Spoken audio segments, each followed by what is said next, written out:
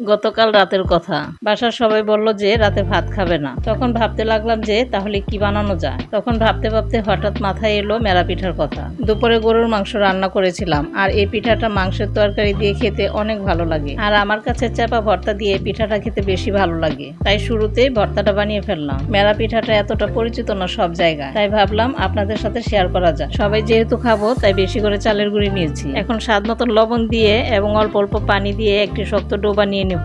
মেরা পিঠাটা আমাদের কিশোরগঞ্জ জেলাতে অনেক পরিচিত পিঠা। কিছুদিন আগে আপনাদের একটা পিঠা বানিয়ে দেখিয়েছিলাম, মশলা পিঠা রেসিপি। যারা দেখেননি এই ভিডিওর নিচে অ্যাড করে দিব, চাইলে দেখতে পারেন। আমাদের কিশোরগঞ্জে এই পিঠাটাও মশলা পিঠার মতোই বহুল পরিচিত একটি পিঠা। মেরা পিঠা বানানোর প্রসেসটাও খুবই সিম্পল, তাই আমি এই পিঠাটাকে ফাঁকিবাজি পিঠাও বলে থাকি, কারণ একদমই সাদামাটা পিঠা। বানানোর সময় তেল মশলা কিছুই লাগে না। এই যে এরকম একটা পাতিলে পানি গরম করে তার উপর একটি ছিদ্রযুক্ত বোল বসিয়ে পিঠাগুলো তার মধ্যে দিয়ে দিবেন, আর চুলাটা হাই ফ্লেমে রেখে 10 থেকে 15 মিনিট অপেক্ষা করবেন। ব্যাস, তৈরি হয়ে যাবে মেরা পিঠা। দেখতে হয়তো খুবই সাধারণ লাগতে পারে, কিন্তু এই জিনিসটাই যখন মাংসের তরকারি কিংবা চাপা ভর্তা দিয়ে খাবেন, তখন আপনিও এই পিঠার ভক্ত হয়ে যাবেন। তো আজ এই পর্যন্তই, দেখা হবে পরবর্তী ভিডিওতে।